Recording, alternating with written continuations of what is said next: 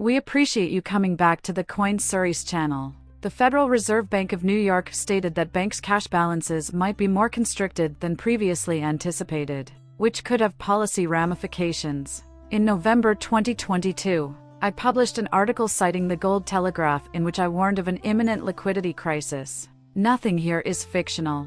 At this very moment, an event occurred in November of 2022. Many are beginning to notice that the banking sector's cash management procedures give the impression that the financial system isn't flush. I mean, come 2023, this is going to be hilarious. The stress levels of the banks started to rise in March of 2023, which coincided, unsurprisingly, with the beginning of their demise.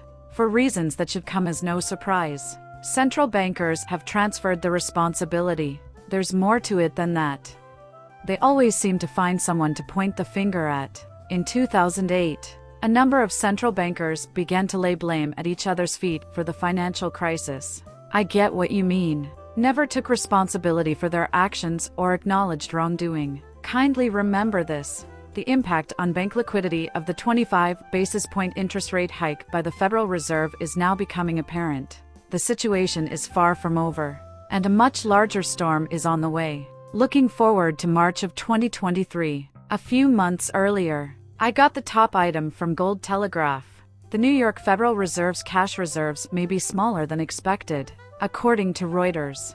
I also brought up the fact that people are being misled into thinking their bank accounts are safe and that depositors are protected in my March piece. Truthfully, though, the Federal Reserve is in a scary bind right now, and a decision to hike or freeze interest rates might cause systemic anarchy. While it is still ongoing, the banking crisis of 2023 was much worse than the one in 2008. Even though many think we have managed to avoid it, the financial crises of the last 3 months are so catastrophic that Capital wants us to see them. Here we have the wishes of Luke Broyle. Below you can see the magnitude of bank failures over the past quarter of a century, with inflation taken into account.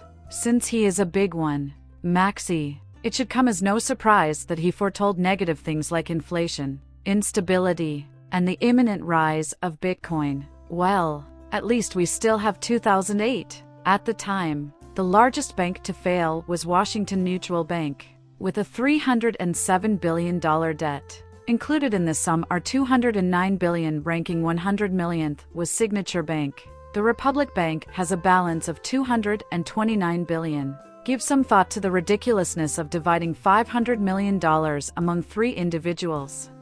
An article describing the situation was released on February 23, highlighting the seriousness of the banking crisis in 2023. In other words, it has only been. There has been no let-up in the pressure on lenders in the year following the collapse of Silicon Valley Bank. What the hey is so outrageous about this? Come one, come all. Everyone was scrambling to find a new place to put their money as soon as these banks started going under.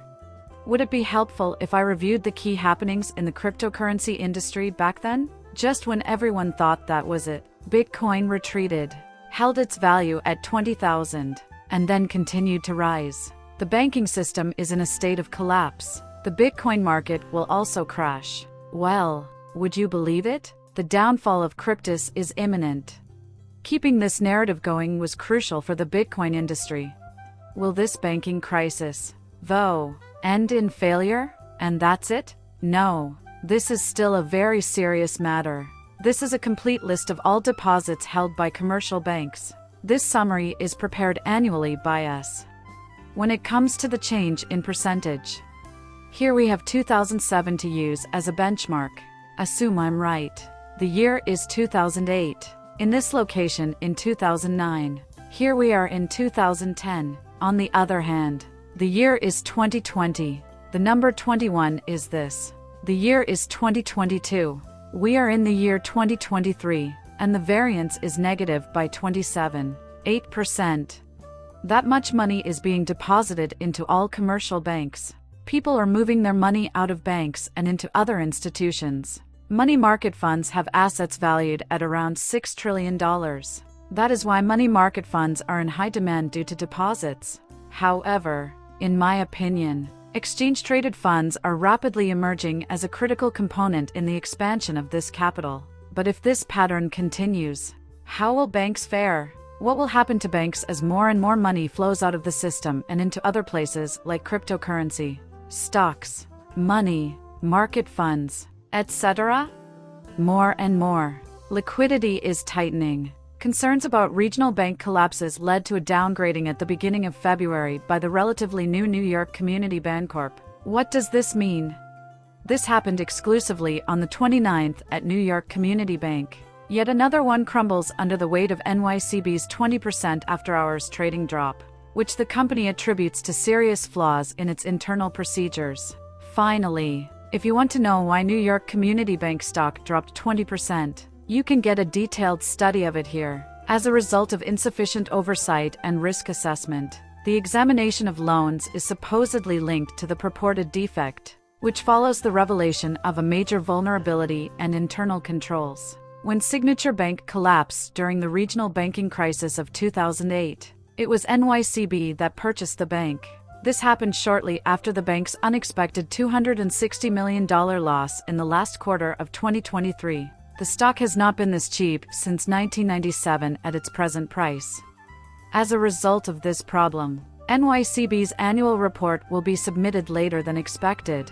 A remediation method is estimated to cost roughly $10,000 according to the board. It appears that there may be some board member issues. Given the appointment of a new chief executive officer, keep your eyes peeled as we examine this matter in detail.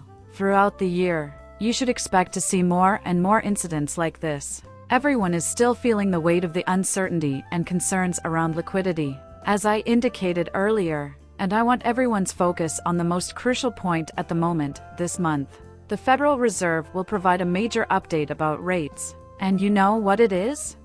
If interest rates don't go down and liquidity doesn't improve, bank failures will go up significantly. On top of that, this disaster is going to get much worse. More and more so. That brings the video to a close. Please subscribe and share your thoughts in the comments. As always, thank you so much. Leave.